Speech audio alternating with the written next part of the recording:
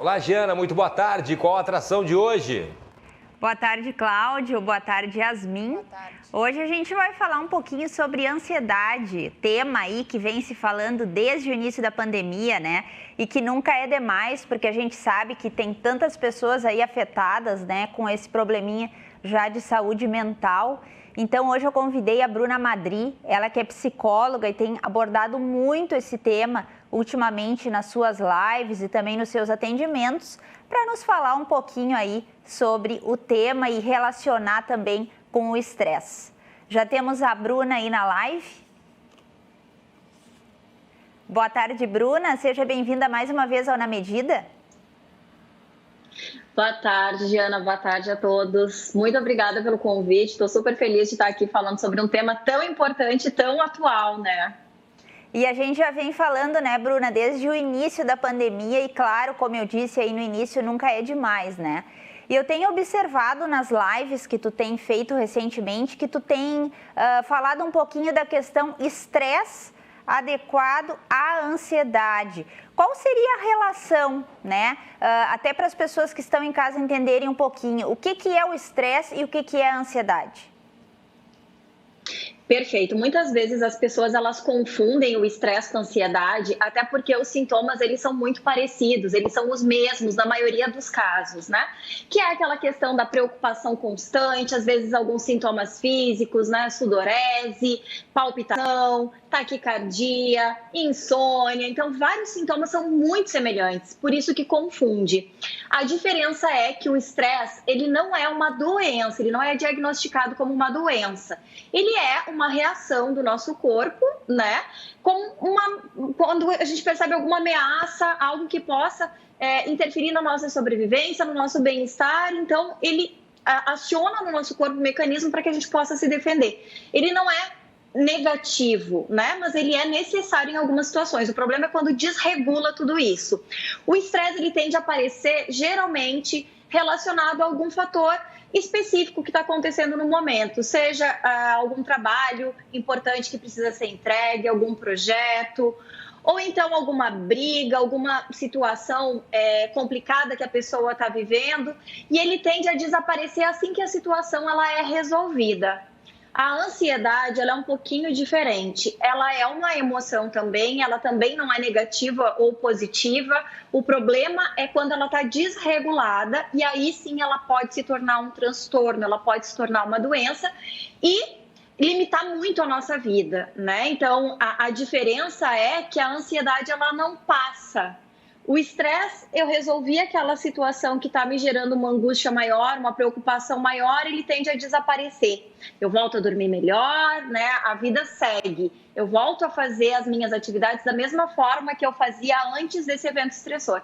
A ansiedade não, ela está sempre ali, né? Sempre presente. Ela pode migrar para vários tipos de transtorno e se manifestar nas pessoas de diversas formas. Nem todo mundo tem os mesmos sintomas. Alguns são super comuns, né? Como esses que eu falei, de insônia. Às vezes pode algumas pessoas ter uma deficiência maior na memória, no foco, na atenção.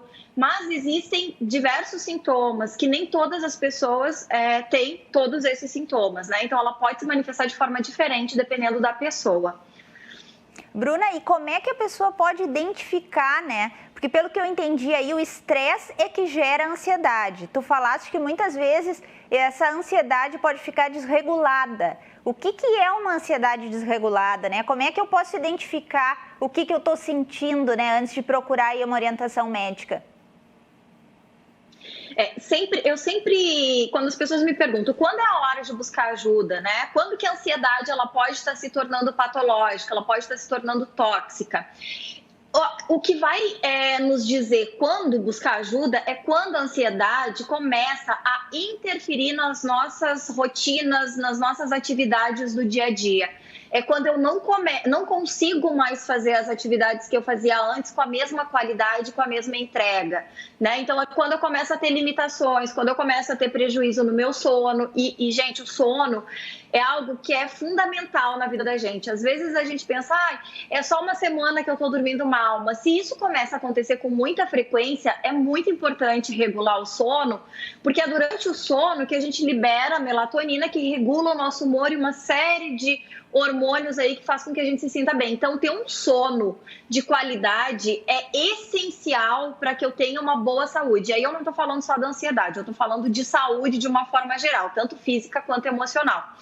Então, quando a gente começa a ter prejuízos no nosso dia a dia, a gente não consegue mais prestar atenção nas coisas como a gente prestava. Então, muitas pessoas relatam: eu não consigo mais assistir um filme, eu não consigo mais ler um livro, eu não consigo mais assistir uma série, porque a minha cabeça não consegue focar naquilo, né? Então, às vezes são pequenas atitudes no dia a dia que ficam prejudicadas e vai passando, e vai passando. E a ansiedade, quanto mais a gente deixa ela, né, criar casinha dentro da gente, maior ela vai se tornando e mais limitadora ela vai ficando, até se tornar, né, um transtorno. Nem todas as pessoas que têm uma ansiedade elevada vão ter transtornos, né? Mas é importante que, se a gente começa a perceber que tem um indício de ansiedade aí que está prejudicando, procurar ajuda para não tornar um episódio de pânico, por exemplo, que é algo que está cada vez mais comum, das pessoas terem uma crise de ansiedade e acabarem indo para a emergência achando que estão tendo um problema no coração, um AVC, enfim. Então, para não chegar nesse estágio, né, que é um sofrimento muito grande, tanto para quem está passando pela situação quanto quem convive, é importante ficar atento a esses sinais que o nosso corpo vai dando antes da gente desenvolver algo mais patológico. E o que me chama a atenção no teu trabalho, né, Bruna, desde o início aí que eu te conheço, são algumas técnicas para acalmar, para equilibrar, né? Uma que eu vi agora aí nessa tua live, que até é estresse e ansiedade sob controle, que eu quero que tu fale um pouquinho, mas ao mesmo tempo fale um pouquinho dessa técnica que se chama Acalme-se. Eu achei super interessante. Certo. Acalme-se, ela é uma técnica que a gente usa na terapia cognitivo-comportamental, que tem alguns passos aí para quando a gente está numa crise de ansiedade.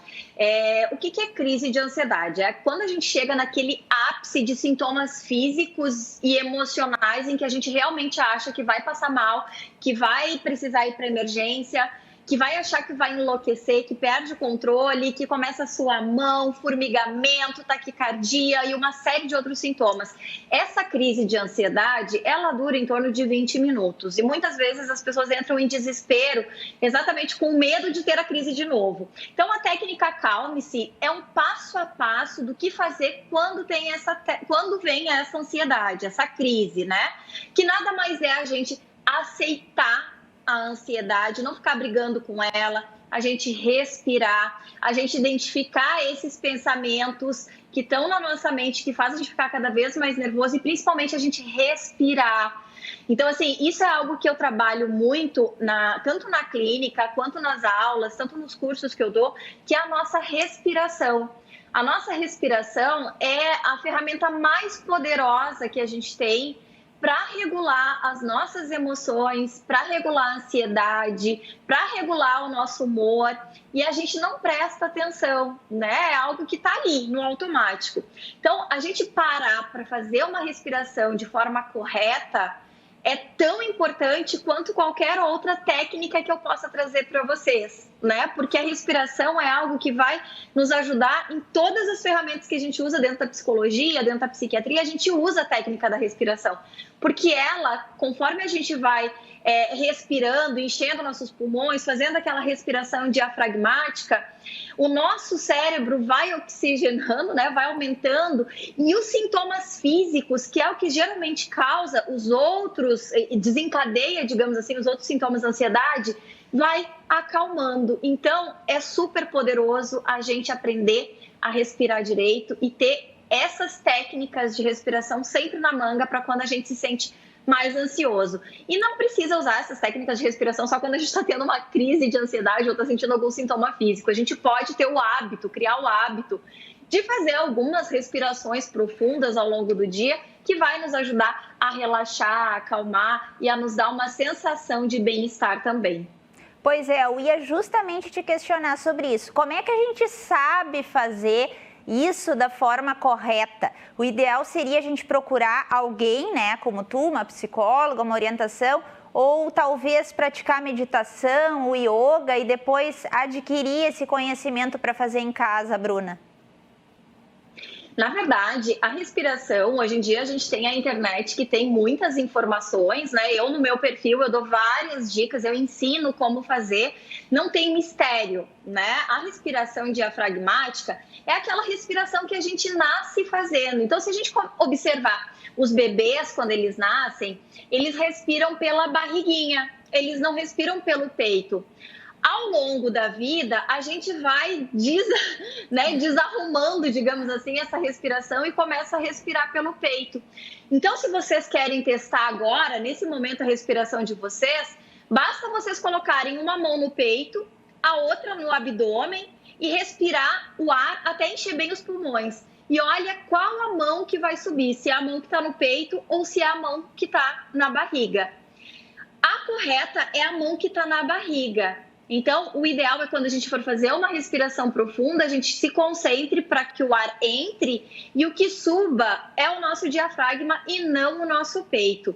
Isso é um treino que a gente pode ir fazendo e é muito simples e qualquer pessoa pode fazer, né? Então, existem várias técnicas de respiração.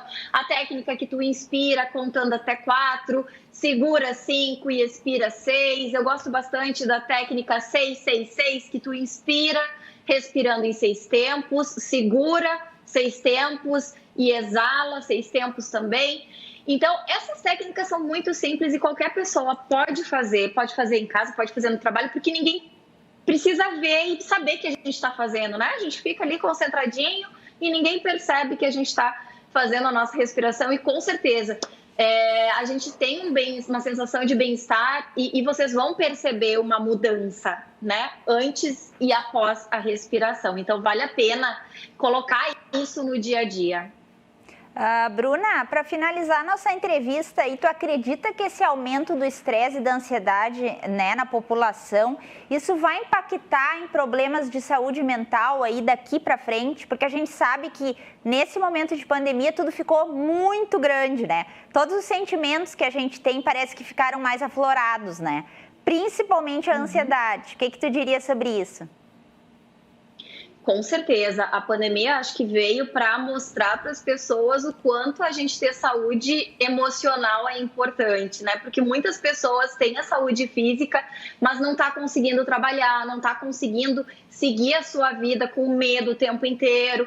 Então, assim, há estudos, né? E desde o ano passado, desde o início da pandemia do ano passado, nos congressos que eu tenho participado, a gente da área da saúde mental, da saúde emocional, a gente tem se preocupado muito, não só com o durante a pandemia, mas com o pós-pandemia, né? Porque muitas pessoas estão vivendo momentos traumáticos agora, estão perdendo muitas pessoas, estão perdendo muitas coisas na sua vida, né? Então, algumas pessoas que têm Covid, que ficam com sequelas, que ficam com medo. Então, com certeza, o pós-pandemia ainda vai ter uma estrada bem grande aí para a gente cuidar da nossa saúde emocional, da nossa saúde mental. E eu acredito que esse é o momento assim que a gente tem para cuidar da gente, não só fisicamente, mas também emocionalmente. Então, eu acho que tem uma longa caminhada aí que a gente pode olhar com mais cuidado e com mais carinho, né, para a nossa saúde emocional. E a gente sabe que esse assunto é amplo, né, Bruna? E dá uma conversa e tanto aí, né? Mas o nosso tempo é curto, mas com certeza tu vai voltar para nos ajudar aí a equilibrar todos esses problemas e também ajudar com as tuas técnicas, tá bom, Bruna? Eu gostaria que tu deixasse para finalizar as tuas redes sociais aí, para quem está acompanhando e ficou interessado em dar uma pesquisada lá nas tuas redes sociais. Perfeito. Só lembrando que sábado vai ter um workshop em que eu vou ensinar tudo isso, né, sobre ansiedade, sobre estresse, como manejar e muitas técnicas.